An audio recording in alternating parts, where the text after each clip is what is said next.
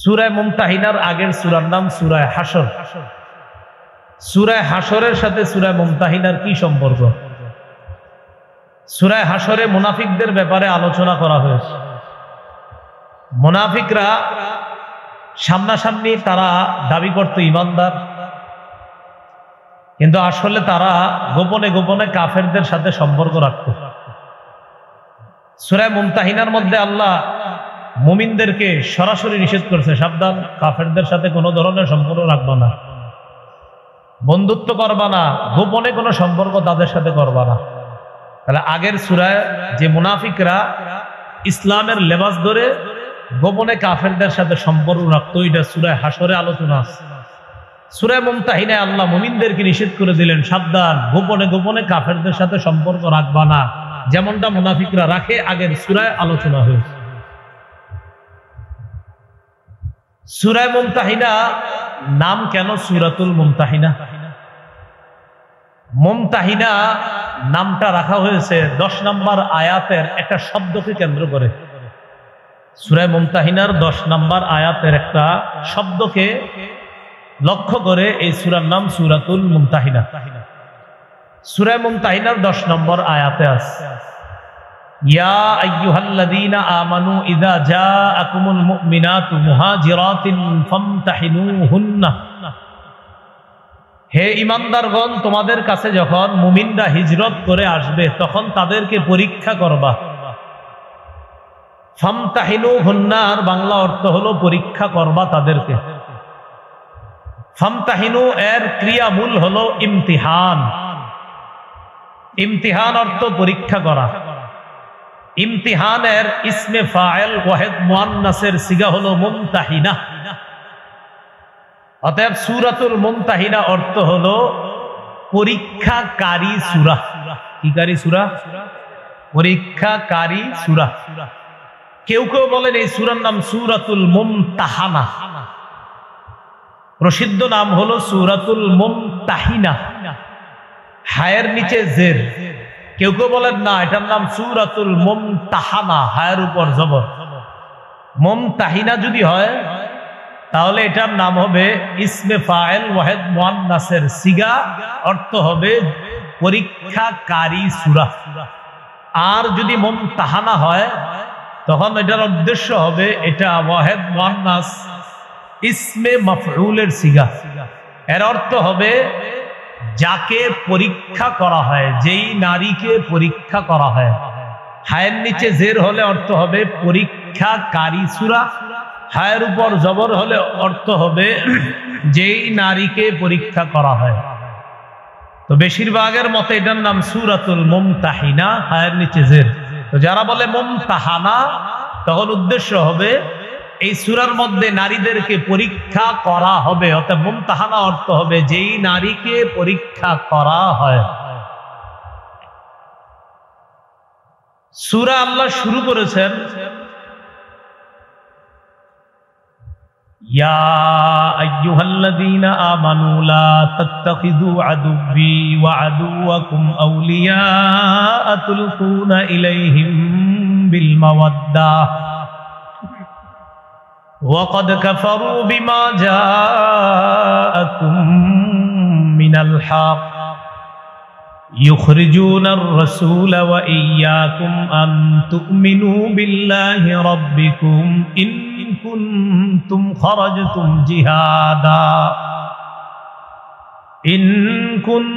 خرجتم جهادا في سبيلي وابتغاء مرضاتي। অনুবাদটা আমি শুরু করি কোত্থেকে দেখেন। এই যেখানে এসে আমি আয়াতের তেলাওয়াতটা শেষ করলাম, এখান থেকে অনুবাদটা শুরু করব। তাহলে লম্বা একটা অংশ পড়ার পর অনুবাদ শুরু করতেছে। ইন কুনতুম খরজতুম জিহাদান ফি সাবিলি ওয়াবতিগা মারদাতি। যদি তোমরা আমার রাস্তায় জিহাদ করার ইচ্ছা করে থাকো আর আমার সন্তুষ্টি কামনা করে থাকো, যদি তোমরা আমার রাস্তায় জিহাদ করার ইচ্ছা করে থাকো এবং আমার সন্তুষ্টি কামনা করে থাকো, তাহলে হে ঈমানদারগণ। এবার অনুবাদ সূরার শুরুতে এসে গেলাম। লম্বা একটা অংশ তেলাওয়াত করার পর অনুবাদের সূচনা করলাম। যদি তোমরা আমার রাস্তায় জিহাদ করার ইচ্ছা করে থাকো এবং আমার সন্তুষ্টি কামনা করে থাকো, তাহলে হে ঈমানদারগণ। এ হলো সূরার শুরু। ইয়া আইয়ুহাল্লাযীনা আমানু, হে ঈমানদারগণ। হে ঈমানদারগণ কি? অনুবাদটা শুরু করলাম কিভাবে? যদি তোমরা আমার রাস্তায় জিহাদ করার ইচ্ছা করে থাকো এবং আমার সন্তুষ্টি কামনা করে থাকো, হে ঈমানদারগণ, তাহলে তোমরা আমার শত্রু আর তোমাদের শত্রুদেরকে বন্ধু হিসাবে গ্রহণ করো না। তাহলে আল্লাহ কি বললেন? তোমরা আমার শত্রু এবং তোমাদের শত্রুকে বন্ধু হিসাবে গ্রহণ করো না। আল্লাহ বললেন আমার শত্রু এবং তোমাদের শত্রু। এখানে আমার শত্রু আর তোমাদের শত্রু দ্বারা কি উদ্দেশ্য? উদ্দেশ্য হলো কুফফারু মক্কা, মক্কার কাফেররা। আয়াত দ্বারা বোঝা যায় মক্কার কাফেররা আল্লাহরও শত্রু, ঈমানদারদেরও শত্রু। তো আল্লাহ বলতেছেন তোমরা যদি আমার রাস্তায় জিহাদ করার ইচ্ছা করো এবং আমার সন্তুষ্টি কামনা করে থাকো, তাহলে হে ঈমানদারগণ, আমার শত্রু আর তোমাদের শত্রুকে বন্ধু হিসাবে গ্রহণ করো না। এই সূরার প্রেক্ষাপটটা কি? রাসূলুল্লাহ সাল্লাল্লাহু আলাইহি সাল্লাম মক্কা বিজয়ের পূর্বে কিছু কিছু সাহাবায়ে কেরামের সাথে পরামর্শ করে মক্কা বিজয়ের উদ্দেশ্যে রওনা করার আগে নবী আস্তে ধীরে প্ল্যান করতেছিলেন যে অচিরেই মক্কায় রওনা করব। এই যে প্ল্যান করলেন আল্লাহ রাসূল সাল্লাল্লাহু আলাইহি সাল্লাম খুব গোপনে। রাসূল সাল্লাল্লাহু আলাইহি সাল্লামের মক্কা বিজয়ের উদ্দেশ্যে যাত্রার বিষয়টা সাহাবায়ে কেরামের মধ্যে একজন সাহাবী নাম ছিল হাতিব ইবনে আবি বালতাআ। এই হাতিব ইবনে আবি বালতাআ রাদিয়াল্লাহু তাআলা তিনিও বিষয়টা কোনোভাবে আঁচ করেছেন। আঁচ করতে পেরে তিনি কি করলেন? তিনি চুপে চুপে মক্কার কাফেরদের কাছে একটা চিঠি লিখলেন। কি লিখলেন চিঠির মধ্যে? যে আল্লাহ রাসূল কিন্তু অচিরেই তোমাদের বিরুদ্ধে অভিযান পরিচালনা করার জন্য রওনা করবে। এই জাতীয় একটা চিঠি লেখা গোপনে মক্কার উদ্দেশ্যে পাঠাইয়া দিছে। খুব মন দিয়ে শুনেন, সাহাবীর ব্যাপারে যেন কোনো ধরনের খারাপ চিন্তা চেতনা মনে না আসে। তো যিনি লেখলেন চিঠিটা তার নাম হাতিব ইবনে আবি বালতাআ। তিনি চিঠিটা পাঠাই দিলেন কোথায়? মক্কার উদ্দেশ্যে।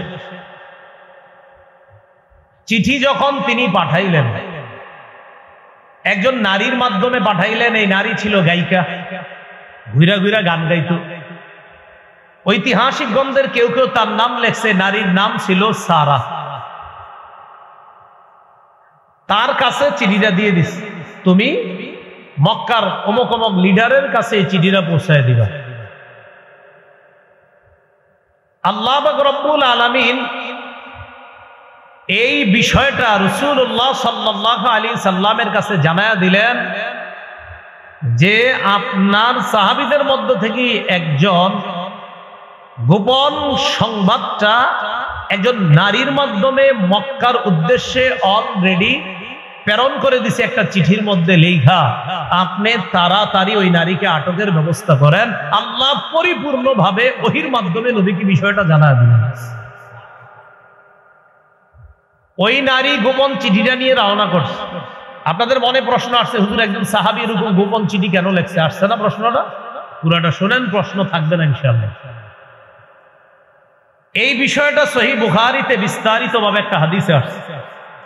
সহিহ বুখারীর 3007 নম্বর হাদিস। হাদিসের বর্ণনাকারী আলী ইবনে আবি তালেব রাদিয়াল্লাহু তাআলা আনহু। আলী রাদিয়াল্লাহু তাআলা আনহু বলেন, বাআথানি রাসূলুল্লাহ সাল্লাল্লাহু আলাইহি ওয়াসাল্লাম আনা ওয়া যুবাইর ওয়াল মিকদাদ ইবনুল আসওয়াদ। আলী রাদিয়াল্লাহু তাআলা আনহু বলেন, রাসূলুল্লাহ সাল্লাল্লাহু আলাইহি সাল্লাম ওহির মাধ্যমে বিষয়টা জেনে আমাদের তিনজনকে প্রেরণ করলেন ওই নারীকে আটক করার জন্য। কোন তিনজন? এই তিনজনের নাম যদি পারেন একটু কষ্ট করে মনে রাখবেন। বলেন, আলী, জুবায়ের, মিকদাদ রাদিয়াল্লাহু আনহুম। কয়জন নাম বললাম? তিনজন, আলী, জুবায়ের, মিকদাদ। তো হযরত আলী বলেন, বাআসানি রাসূলুল্লাহ সাল্লাল্লাহু আলাইহি সাল্লাম আনা, নবী আমাকে পাঠাইলেন, মানে আমি আলীকে পাঠাইলেন। ওয়া জুবায়ের, এবং জুবায়েরকে পাঠাইলেন। ওয়াল মিকদাদ ইবনুল আসওয়াদ, আর মিকদাদ ইবনুল আসওয়াদকে পাঠাইলেন। আমাদেরকে পাঠানোর প্রাক্কালে আল্লাহ রাসূল সাল্লাল্লাহু আলাইহি সাল্লাম বললেন, ইনতালিকু, তোমরা তাড়াতাড়ি রওনা করো। হাত্তা তাতু রাউজাতা খাখিন, রওনা করে তোমরা তাড়াতাড়ি রওজায়ে খাখ নামক একটা জায়গা আছে, ওই জায়গায় দ্রুত পৌঁছো তোমরা। আমার সাথে জায়গাটার নাম বলতে হবে। বলেন, রওজায়ে খাখ। আবার রওজায়ে খাখ। রাসূলুল্লাহ সাল্লাল্লাহু আলাইহি সাল্লাম বললেন, ইনতালিকু, রওনা করো। হাত্তা তাতু রাউজাতা খাখিন, তোমরা একটা জায়গায় গিয়ে খুব দ্রুত পৌঁছো। ওই জায়গাটার নাম জানি কি? ফাইন্না বিহা যাইনা, সেখানে একজন মহিলা আছে, গায়িকা আছে। মাহা কিতাবুন, ওই মহিলার সাথে একটা চিঠি আছে। সুবহানাল্লাহ। খুযুহু মিনহা, ওই চিঠিটা তার থেকে গ্রহণ করবা। হযরত আলী রাদিয়াল্লাহু তাআলা আনহু আর ওই দুই সাহাবী, বাকি দুইজন ওলামা হযরত ছাড়া ওই দুজনের নাম কি জানি? অন্যরা বলেন তো, আলেমরা ছাড়া অন্য কেউ। আরেকজন মিকদাদ। মোট তিনজন। একজনের নাম আলী, আরেকজন তা আমরা রওনা করলাম। রওনা করার পর তিনি বলেন, তাআদা বিনা খাইলুনা, দ্রুত আমাদের বাহন আমাদেরকে নিয়ে চললো, ছুটে চললাম, আমরা খুব দ্রুত ছুটে চললাম। চলতে চলতে ইনতালাকনা, চলতে লাগলাম। হাত্তা ইনতাহাইনা ইলা রাউজাতি খাখিন, নবী যেই জায়গার কথাটা বলছে আমরা চলতে চলতে দ্রুত ওই জায়গায় পৌঁছে গেলাম, তথা রাউজাতু খাখ নামক জায়গায় আমরা পৌঁছে গেলাম। সেখানে পৌঁছার পর ফাইদা বিযাইনা, ফাইদা নাহনু বিযাইনা, হঠাৎ দেখি ওই মহিলা, যে মহিলার কথা নবী বলছে, মহিলারে সরাসরি বললাম, আখরিজিল কিতাবা, চিঠিটা দাও। কোনো ভূমিকা ছাড়াই বললাম, চিঠিটা দাও। ফাকুলনা, আমরা বললাম, আখরিজিল কিতাব, চিঠিটা দাও। মহিলা কয়, মানে পুরা মহিলা কয়, কিসের চিঠি? মা মাই মিন কিতাব, আমার কাছে কোনো চিঠি নেই। হযরত আলী বলছেন, তোমার কাছে চিঠি আছে। যেহেতু আল্লাহর রাসূল বলছেন, এর মানে তোমার কাছে চিঠি আছে, এতে কোনো সন্দেহ নাই, চিঠি তাড়াতাড়ি দাও। হযরত আলী এক পর্যায়ে বললেন, লাতুখরিজিন্নাল কিতাব আও লানুলকিয়ান্নাত তিয়াব। হযরত আলী বলেন, লাতুখরিজিন্নাল কিতাব আও লানুলকিয়ান্নাত তিয়াব, হয়তো চিঠি দাও, না হয় যে কোনো মাধ্যমে হয়তো মহিলা ইত্যাদি ডেকে এনে হলেও তোমার কাপড় খুলে তোমার ভিতর থেকে চিঠি বের করার ব্যবস্থা করতে আমরা বাধ্য হব, কারণ চিঠি তোমার কাছে আছে, এতে কোনো সন্দেহ নাই। কারণ চিঠি কি দিবা না দিবা না সেটা বলো। মহিলা কি করছে দেখেন, ফাখরাজাতহু মিন ইকাসিহা, খোপার ভিতর থেকে চিঠি বের করছে। চুলের খোপার ভিতর থেকে চিঠি বের করছে। চিঠি বের করার পর হযরত আলী, জুবায়ের, মিকদাদ তারা চিঠি নিয়ে তাড়াতাড়ি চলে আসছে মদিনায়। রাসূলুল্লাহ সাল্লাল্লাহু আলাইহি সাল্লামের কাছে চিঠি পৌঁছানোর পর চিঠি খুলে দেখা গেল, ফাইদা ফীহি মিন হাতিব ইবনে আবি বালতা ইলা উনাসিন মিনাল মুশরিকিন মিন আহলি মক্কাহ ইউখবিরুহুম বিবাদি আমরি রাসূলিল্লাহ সাল্লাল্লাহু আলাইহি ওয়াসাল্লাম। চিঠি খোলা হলো।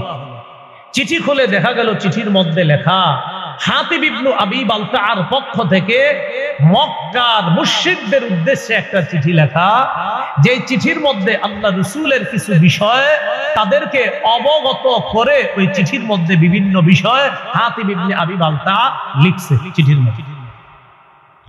তাড়াতাড়ি ডাকছে, হাতিবকে ডাকো।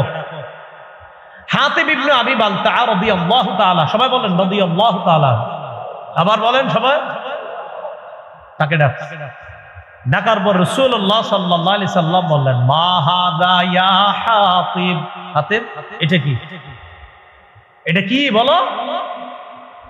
হাতিব ইবনে আবি বালতাআ বললেন, লা তাজাল আলাইয়া ইয়া রাসূলুল্লাহ, হুজুর আমার ব্যাপারে দ্রুত সিদ্ধান্ত নিয়েন না, আমার কথা একটু শুনেন।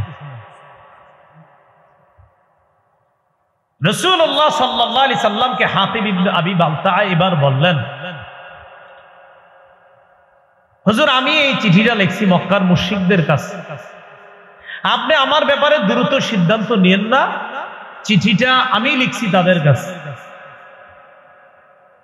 আপনার সাথে যে মুহাজির সাহাবী যারা আছে ইয়া রাসূলুল্লাহ, কানা মাআকা মিনাল মুহাজিরিনা লাহুম কারাবাতুন ইয়াহমুনা বিহা আমওয়ালাহুম ওয়া আহলিহিম, আপনার সাথে যে মুহাজির সাহাবী যারা আছে তাদের আত্মীয় স্বজন মক্কায় আছে, আত্মীয়তার বন্ধনের কারণে তারা তাদের সম্পদ রক্ষা করতে পারবে, তারা তাদের সন্তানদেরকে রক্ষা করতে পারবে। হুজুর কুনতুম রাআন মুনসাকান ফি কুরাইশিন, আমিও কুরাইশদের সাথে ছিলাম লম্বা সময় মক্কায়, ওয়ালাম আকুন মিন আনফুসিহিম, কিন্তু আমি তাদের আপনজন কেউ না। আপনার সাথে যারা আছে সাহাবী তাদের আপনজনরা এখনো মক্কায় আছে, আমি যদিও মক্কায় কুরাইশদের সাথে ছিলাম কিন্তু আমার আপনজন বলতে কেউ নাই। হুজুর আমার অনেক আত্মীয় স্বজনরা সেখানে আছে, অর্থাৎ কোথায়, মক্কায় যেই জায়গায় সাহাবীদের আপনজন আছে, আমার কিছু রিলেটিভ আছে যারা এখনো মক্কায় রয়ে গেছে, তো তাদের আপনজন বলতে মক্কায় কেউ নাই। আমি চিন্তা করলাম আমি যদি একটা চিঠি লিখি, এই চিঠি লেখার কারণে আমি চিন্তা করলাম আহবাবতু, আমি এই ইচ্ছা করলাম ইনফাতা যালিকা মিনান নাসাবি ফিহিম, যেহেতু আমার বংশের কোনো সম্পর্ক নাই তাই আমি চিন্তা করলাম একটা চিঠি লিখি, আমি একটা চিঠি লিখলে তাদের সাথে একটা ভালো সম্পর্ক হবে, ইয়াহমুনা বিহা কারাবাতি, তখন তারা আমার পরিবারের যে কয়েকজন আছে তাদেরকে তারা রক্ষা করবে। কারণ আপনি যখন মক্কায় যাবেন, যাওয়ার পর যখন তাদের বিরুদ্ধে লড়াই করবেন, হুজুর আমার তো ইয়াকিন আপনাকে আল্লাহ বিজয় দান করবেন, কিন্তু তখন তো আমার আত্মীয় স্বজন যারা আছে তারাও বিপদে পড়বে। আমি শুধু তাদেরকে বিপদ থেকে উদ্ধার করার জন্য কাফেরদের সাথে শুধুমাত্র এতটুকু একটু খাতির করতে চাইছিলাম। একটা চিঠি লেখা, এটা বলার পর নবীজি বললেন, হুজুর বিশ্বাস করেন, মা ফাআলতু যালিকা, আমি এটা এই কারণে করি না, এই কুফরন যে আমি কাফের হয়ে গেছি, ওয়ালা ইরতিদাদান, আমি দিন থেকে বের হয়ে মুরতাদ হয়ে গেছি এই জন্য আমি করি নাই, ওয়ালা রিদান বিল কুফরি বাদাল ইসলাম, আমি ইসলাম গ্রহণ করার পর আবার কুফরিকে পছন্দ করে নিয়েছি, বিষয়টা এমন না। তাহলে আমি কাফেরও হই নাই, আমি মুরতাদও হই নাই, আমি ইসলাম গ্রহণ করার পর কাফের হয়ে গেছি, বিষয়টা এমনও না হুজুর। শুধুমাত্র একটা চিঠি দিলে যদি তারা আমার প্রতি একটু সহানুভূতি প্রদর্শন করে, আমার যে সন্তান আদি আছে তাদেরকে অন্তত যদি একটু রক্ষা করে, এই জন্য একটা চিঠি লিখছিলাম। নবীজি তার পুরো বক্তব্য শুনা সাহাবীদেরকে লক্ষ্য করে বললেন, লাকাদ সাদাকাকুম, এই শোনো, হাতের যা বলছে সত্য কথা বলছে। কি বলছে? সত্য কথা। হযরত ওমর ফারুক রাদিয়াল্লাহু তাআলা আনহু বললেন, দানি আদরিব উনুক হাদাল মুনাফিক, হুজুর আমার একটু সুযোগ দেন, আমি ওর গলাটা উড়িয়ে দিই। এই মুনাফিক বলছে, এই মুনাফিকের।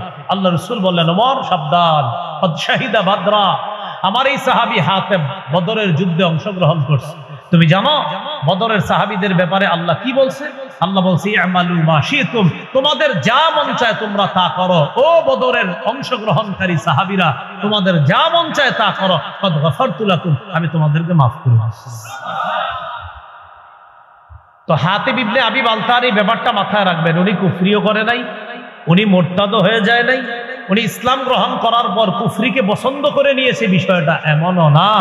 উনি আসলে ওনার এই জায়গায় বুঝতে একটু ভুল হয়েছে, উনি মনে করছে এটা দিলাম আর এতে আর কি হবে।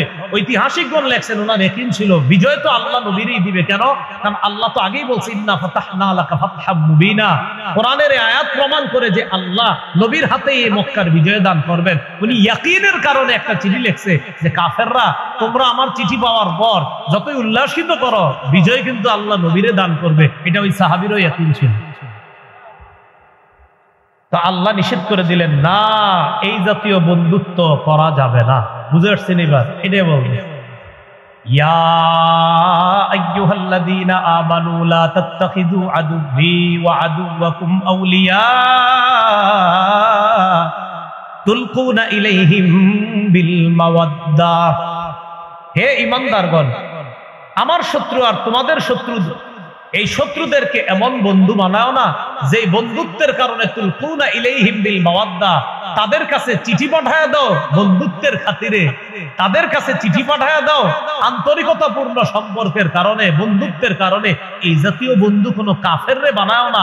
আমার শত্রুরে এমন বন্ধু বানাও না, তোমাদের শত্রুরে এমন বন্ধু বানাও না যে যেই বন্ধু বানানোর পর চুপি চুপি চিঠিও পাঠাও, এরকম বন্ধু বানাও। এবার বুঝে আসছি কথাটা আপনাদের। এটা আল্লাহ নিষেধ করলেন যে হাবিব হাতিব ইবনে আবি বালতাকে সহ আপনার সব সাহাবীদেরকে জানায় দেন যে এরকম বন্ধুত্ব যেন তাদের সাথে না করে। এবার আল্লাহ বলেন ওয়াকাদ কাফারু বিমা জাআকুম মিনাল হক, অথচ তোমাদের কাছে যে হক এসেছে আল্লাহর পক্ষ থেকে, এই হক ওই বন্ধুরা অস্বীকার করে। কারা? যাদের সাথে বন্ধুত্ব করে চুপি চুপি চিঠি পাঠাইতে চেয়েছো, ওই বন্ধুরা, ওই কাফেররা অস্বীকার করে ওই সত্যকে, যে সত্য তোমাদের কাছে এসেছে।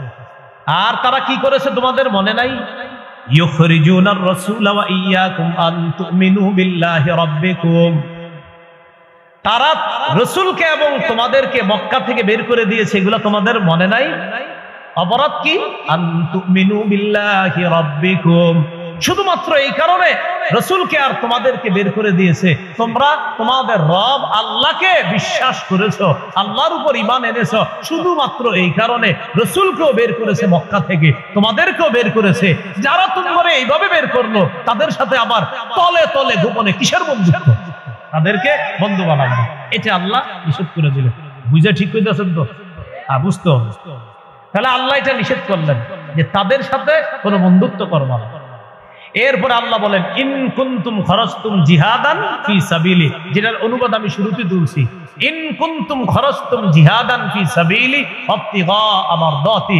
এতক্ষণ পর্যন্ত যেটা এটা কেমন যেন জবাব শর্ত, আর ইন কুনতুম খরজতুম জিহাদান ফি সাবিলি এটা হলো শর্ত। অর্থাৎ যদি তোমরা আমার রাস্তায় জিহাদ করতে চাও আর আমার সন্তুষ্টি অর্জন করতে চাও, তাহলে তোমরা আমার শত্রু আর তোমাদের শত্রুকে বন্ধু হিসাবে গ্রহণ কইরো না।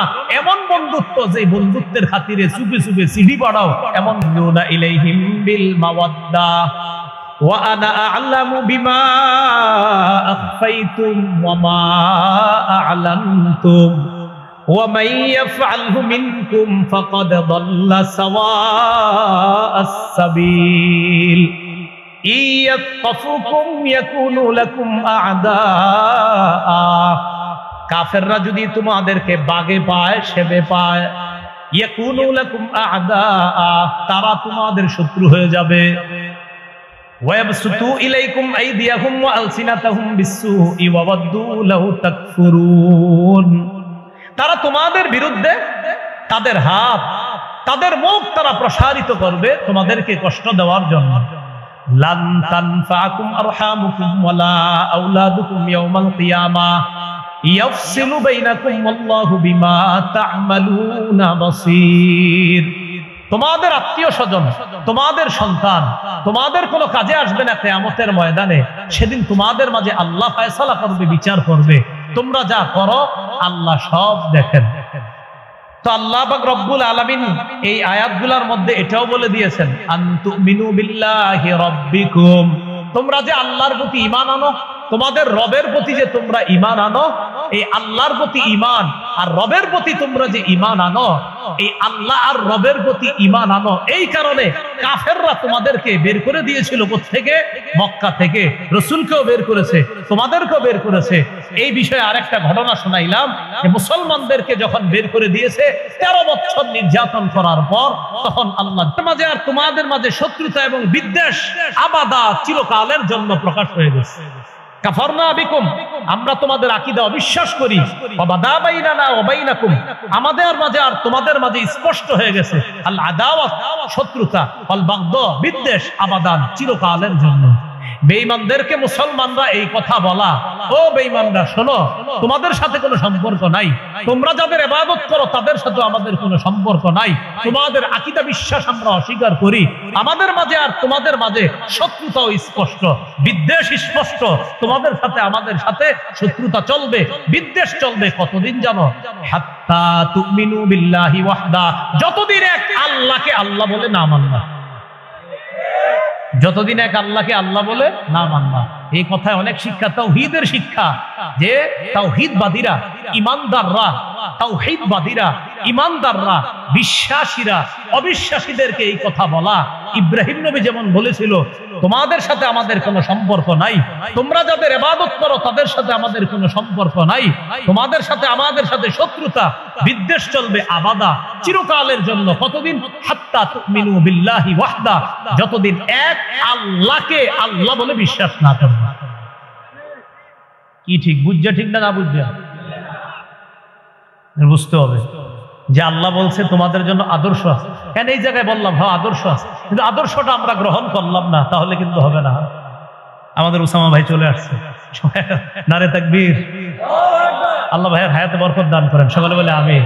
আল্লাহ তাকে ভরপুর কবুল করেন, বলে আমিন। তো যাই হোক, ইল্লা কাওলা ইব্রাহিম লিআবিহি লাআস্তাগফিরান্না লাক ওয়া মা আমলিকু লাকা মিনাল্লাহি মিন শাই। ইব্রাহিম আলাইহিস সালাতু ওয়াস সালামের একটা কথা ছিল,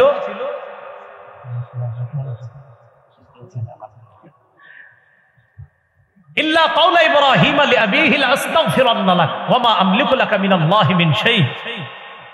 ইব্রাহিম নবী তার বাবার ব্যাপারে বলেছিলেন, লাআস্তাগফিরান্না লাক, আব্বা আপনার জন্য আমি ইস্তেগফার পাঠ করব। ওয়া মা আমলিকু লাকা মিনাল্লাহি মিন শাই, আমি আমলিকু লাকা মিনাল্লাহি মিন শাই, আপনার ব্যাপারে আমি নিজের পক্ষ থেকে কোনো ক্ষমতা রাখি না, তবে আমি আপনার জন্য আল্লাহর কাছে ইস্তেগফার পাঠ করব। তবে এখান থেকে একটা কথা মনে রাখা, কাফের বাবার জন্য ইস্তেগফার পাঠ করার বিষয়টা এখন কিন্তু আর না। সূরা তওবা আবার এই বিধান রহিত হয়ে গেছে, মা কানা লিনাবিয়্যিন ওয়াল্লাযীনা মা কানা লিন্নাবিয়্যি ওয়াল্লাযীনা আমানু আইয়াস্তাগফিরু লিল মুশরিকিনা ওয়ালাউ কানু উলি কুরবা। নবীর জন্য এবং ঈমানদারদের জন্য বৈধ নয় আইয়াস্তাগফিরু লিল মুশরিকিন, যে তারা মুশরিকদের জন্য ইস্তেগফার পাঠ করবে, এটা তাদের জন্য বৈধ নয়। বাকি ইব্রাহিম আলাইহিস সালাতু ওয়াস সালামের ব্যাপারে মুফাসসিরিনে কেরাম লিখেছেন, উনি ওনার বাবার ব্যাপারে যে বলছিলেন যে আমি আপনার জন্য ইস্তেগফার পাঠ করব, পরে ইব্রাহিম নবী জীবদ্দশায় বুঝতে পেরেছিলেন না আমার বাবার কপালে তওবা নাই, আমার বাবা আল্লাহর চিরশত্রু, তখন তিনি আবার তার বাবার জন্য তখনই আর ইস্তেগফার তিনি করতেন না। মুফাসসিরিনে কেরামের কেউ কেউ লিখেছেন তিনি তখনই এটা থেকে ফিরে এসেছেন। বাকি তিনি প্রথমে বলেছিলেন, আব্বা লাস্তাগফিরান্না লাকা, আমি আপনার জন্য ইস্তেগফার পাঠ করব, আমি আপনার জন্য ক্ষমা প্রার্থনা করব। তো মুফাসসিরিনে কেরামের কেউ কেউ লিখেছেন তিনি তার জীবদ্দশাতেই বুঝতে পেরেছিলেন আব্বা আল্লাহর চিরশত্রু, আব্বা আর ঈমান আনবে না, তার কপালে তওবা নাই, তখন তিনি এটা থেকে ফিরে এসেছেন। আর সূরা তাওবার মধ্যেও আছে যে নবীর জন্য, ঈমানদারদের জন্য উচিত না, বৈধ নয় কোন মুশরিকের জন্য ইস্তেগফার পাঠ করা। যাই হোক, এই সূরা এতটুকু যা শুনলাম আমরা সূরা মুমতাহিনা, খুব ভালো করে আমরা শুনি। কাফেরদের সাথে গোপনে বন্ধুত্ব রক্ষা করা যাবে, চিঠি লেখা যাবে চুপে চুপে, এটা আল্লাহ আমাদেরকে বলে দিলেন। আমার শত্রু আর তোমাদের শত্রু যারা, তাদেরকে এমন বন্ধু বানায় না যে বন্ধুত্বের খাতিরে তাদেরকে চিঠি পর্যন্ত তোমরা পাঠায় দাও। মনে রাখবা, ইয়াত কফুকুম, মনে আছে না আমরা কুমিল্লার ভাষায় অনুবাদটা, যদি সেবে পায়, আর অনুবাদ হলো যদি বাগে পায়, আর আমাদের কুমিল্লায় বলে যদি সেবে পায়। এই কাফেররা তোমাদেরকে, যাদেরকে গোপনে বন্ধু ভাবতেছো, ইয়াত কফুকুম, যদি তোমাদেরকে বাগে পায়, হাতের নিচে যদি কোনোভাবে পায়, ইয়াকুনু লাকুম আদা, তাহলে তোমাদের শত্রু হয়ে যাবে। আর আমি বললাম পোল্টি মারতে সময় নিবে না। ওয়াবসুতু ইলাইকুম আইদিয়াহুম ওয়া আলসিনাতাহুম বিসসুই, তারা তোমাদের দিকে প্রসারিত করবে হাত আর তাদের জিহ্বা, এই দুই জিনিস প্রসারিত করবে তোমাদেরকে কষ্ট দেওয়ার জন্য। ওয়াওয়াদ্দু, কামনা করবে, লাউ তাকফুরুন, তোমরা সবাই যদি কাফের হয়ে যাইতা, এরকম কামনা তারা করবে। আল্লাহ আমাদের সকলকে। আরেকটা বিষয়ের মাঝখান থেকে বলেছিলাম, অপরাধ কি ছিল? নবীরে বের করে দেওয়া আর মুসলমানদেরকে বের করে দেওয়া অপরাধ ছিল কাফেরদের কাছে। কেন তারা ঈমান আনছে, এই ছিল অপরাধ। এটার বলতে গিয়ে বলেছিলাম মুসলমানদের অধঃপতনের অন্যতম একটা কারণ, মুসলমান তাদের অধিকার আদায়ের শ্রেষ্ঠ একটা পদ্ধতি আছে, বলতে বসেছে প্রায়, সেটার নাম জানি কি? এই বিষয়গুলো আমরা শিখতে হবে, জানতে হবে। আর ওই যে চা দোকানের সামনে মুরব্বীরে বুঝাইতে হবে, আবু জাহেলের ঘটনাটা বলতে হবে, ওকবার ঘটনা বলতে হবে, বইলা বলতে হবে, কাকা ওকবা কাজটা ঠিক করছে, আবু জাহেল কাজটা ঠিক করছে, বলেন এই কাজটা অন্যায় হয়েছে না, এটা সন্ত্রাসগিরি হয়েছে না? চাচাই বলবে, আমি থাকলে তোর খবর আছিল, উনি বলবেন হ্যাঁ এই যে আপনি বলতেছেন খবর ছিল। সাহাবীদেরও মন চাইতো জবাব দিত, কিন্তু জবাব দিত না, কারণ আল্লাহর পক্ষ থেকে তখন শুধু ধৈর্য আর সংযমের শিক্ষা একটুকুই দেওয়া হয়েছিল। 13 বছর শুধু সবর করেছে, ধৈর্য ধারণ করেছে। 13 বছর পর আল্লাহ বলেছেন উযিনা লিল্লাযিনা ইউকাতালুনা বিআন্নাহুম যুলিমু, যাদেরকে আক্রমণ করা হচ্ছে তারা মাজলুম, তাদের উপর জুলুম করা হয়েছে, তাদেরকে সম্পদ হারা করা হয়েছে, ঘর বাড়ি ছাড়া করা হয়েছে। এবার আর না, এবার জিহাদের মাধ্যমে অধিকার আদায় করতে হবে।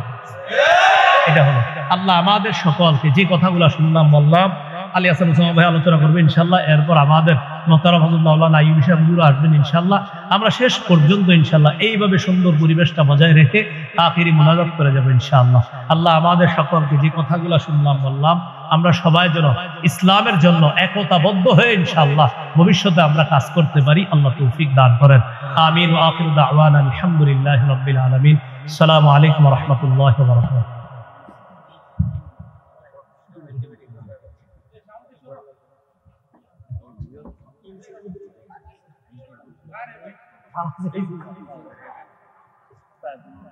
আলহামদুলিল্লাহ, এতক্ষণ আপনাদের সামনে মূল্যবান আলোচনা করেছেন শাইখুল হাদিস আল্লামা মুফতি আরিফ বিন